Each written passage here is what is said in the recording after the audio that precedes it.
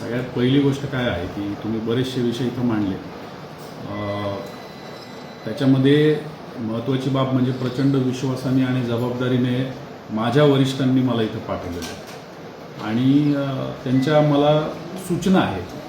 त्या सूचनांची अंमलबजावणी जी आहे ती अंमलबजावणी करणं मला असं वाटतं की ते सगळ्यात पहिलं माझं आद्य कर्तव्य आहे.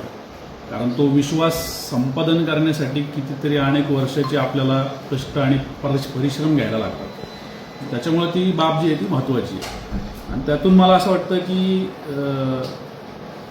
निपक्षपातीपणे पारदर्शकपणे काम करणं हे पोलीस अधीक्षक म्हणून माझं कर्तव्य तर आहेच, परंतु त्याचबरोबर माझा जो स्टाफ आहे, माझी जी टीम आहे त्यांच्याकडून पण ते अपेक्षित आहे. आज इथं मी चार्ज घेतला आहे आणि येणाऱ्या जो काही कालावधी मला मिळेल त्या कालावधीमध्ये या जिल्ह्याला इथल्या जिल्ह्यातल्या नागरिकांना अधिक चांगलं मला काय देता येईल, 5%, 10%, 20%, 80% जो काही बदल चांगला करता येईल तर त्याच्यासाठी प्रयत्नशील राहणं हे माझं काम राहणार आहे. तुम्ही ज्या सगळ्या मुद्दे मांडले त्याच्यातून अजून एक महत्त्वाचा मुद्दा आणि तो म्हणजे की लोकाभिमुख प्रशासन ज्याला म्हणतो आपण, म्हणजे नागरिकांना काय पाहिजे आहे, त्यांना त्रास कमीत कमी कसा झाला पाहिजे, तर त्याच्यासाठी प्रयत्नशील राहणं अत्यंत आवश्यक आहे असं मला वाटतं. जवळपास 20 महिन्यांच्या कालावधीनंतर मी परत पुन्हा युनिट हेड म्हणजे एखाद्या जिल्ह्याचा प्रमुख म्हणून पुन्हा एकदा कार्यभार हा स्वीकारतोय, इथं आलो आहे. यापूर्वी 2 जिल्हे मी केलेले आहेत आणि तिकडच्या लोकांच्या अडचणी वेगळ्या प्रकारच्या होत्या, कारण तिकडची ठेवण जी होती भौगोलिक असेल ऐतिहासिक असेल ती वेगळी होती. इथल्या आता अडचणी समजून घेणं आणि त्याच्यावरती एक करून त्याच्यावरती मार्ग काढणं हे मला वाटतं की ही महत्त्वाची प्रायोरिटी आहे. आवश्यक त्या सगळ्या ज्या गोष्टी आहेत या गोष्टींमध्ये सरते शेवटी की आपण आलो आणि आपण जाताना हा जो फरक आहे हा फरक लोकांच्या दृष्टीने जास्तीत जास्त चांगलं प्रशासन आपण कसं देऊ शकलो हे महत्त्वाचं आहे आणि त्याच्यासाठी मी इथं प्रयत्न करणार आहे. तुम्ही सगळ्यांनी सुद्धा त्याच्यासाठी माझी मदत करावी ही तुम्हाला सगळ्यांना मी विनंती करेन. मार्गदर्शक म्हणून सुद्धा तुम्हाला मोठी जबाबदारी पार पाडायला लागेल. कदाचित असं होईल की एखादी गोष्ट तुमच्या मनासारखी नाही व्हायची, एखादी गोष्ट तुम्ही सांगाल आणि मी नाही करायचो, पण तो जो काही चिमटा असेल तो चिमटा तात्पुरत्यासाठी का होईना तो तुम्ही सहन करावा अशी मी तुम्हाला सगळ्यांना विनंती करेन.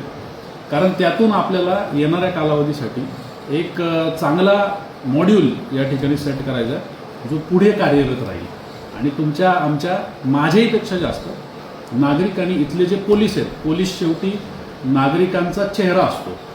जसा समाज असतो तसा पोलीस असतो आणि या पोलिसांच्या आणि नागरिकांच्या ही जी काही सांगड निर्माण होईल या सांगडीमधून येणाऱ्या भविष्यासाठी आपण इथल्या सगळ्या, मग ते राजकीय असू द्या, सामाजिक असू द्या, पत्रकारितेतल्या असू द्या, ज्या लोकांना हितचिंतन या जिल्ह्याचं आहे त्याच्यासाठी आपण त्या सगळ्यांच्या मार्गदर्शनाखाली काम करून जास्तीत जास्त चांगलं प्रशासन देण्याचा प्रयत्न करूया.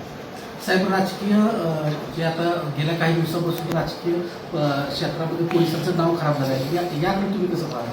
मला असं वाटतं की त्या सगळ्या गोष्टींच्या पार्श्वभूमीमध्ये मी घुसलेलो नाही.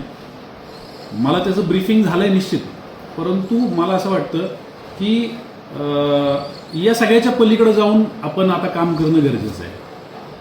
आपण आता पुढं सरकणं गरजेचं आहे की आपल्याला लोकांचं काम करायचं आहे. तर लोकांचं काम करत असताना लोकांसाठी काय करायचं आहे ते जास्त महत्त्वाचं आहे. आपण त्या प्रश्नांकडे जाऊ आणि म्हणूनच तुमच्याकडून ही पानभरी यादी मी आता प्राप्त करून घेतली. गुन्हेगारीवर आळा बसेल का आपल्या मत?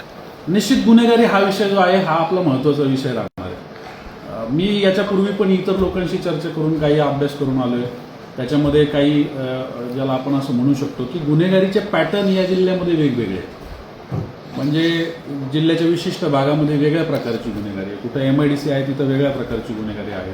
जिथं लोकसंख्येची डेन्सिटी जास्त आहे तिथं वेगळ्या प्रकारची गुन्हेगारी आहे. सातारा शहराची जी आवश्यकता आहे गुन्हेगारीवरती वचक ठेवण्यासाठी तिथल्या गुन्हेगारीचं पॅटर्न वेगळं आहे. जर मानसारख्या भागामध्ये गेलो तर तिकडच्या गुन्हेगारीचा पॅटर्न वेगळा आहे आणि त्याच्यामुळं ही जी टीम असणार आहे ज्याला आपण आता कामाला हे सगळं काम करण्यासाठी आपण त्यांना प्रेरित करणार आहोत, त्यांच्याकडून हे काम करून घेणार आहोत, त्यांना योग्य त्या गोष्टी योग्य त्या वेळी योग्य पद्धतीचं मार्गदर्शन देऊन त्यांच्याकडून ते करून घेण्याची जबाबदारी आपली सगळ्यांची राहणार आहे.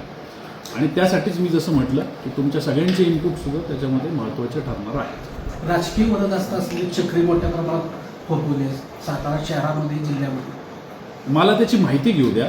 म्हणजे अगदीच तुम्ही प्रश्न चांगला विचारता एकदम गुगली टाकून, पण मला त्याची सगळी माहिती घेऊ द्या आणि मला वाटतं त्या गोष्टी एवढ्या अवघड नसतात नियंत्रणात आणायला. आपण निश्चित त्याच्यावरती प्रयत्न करू.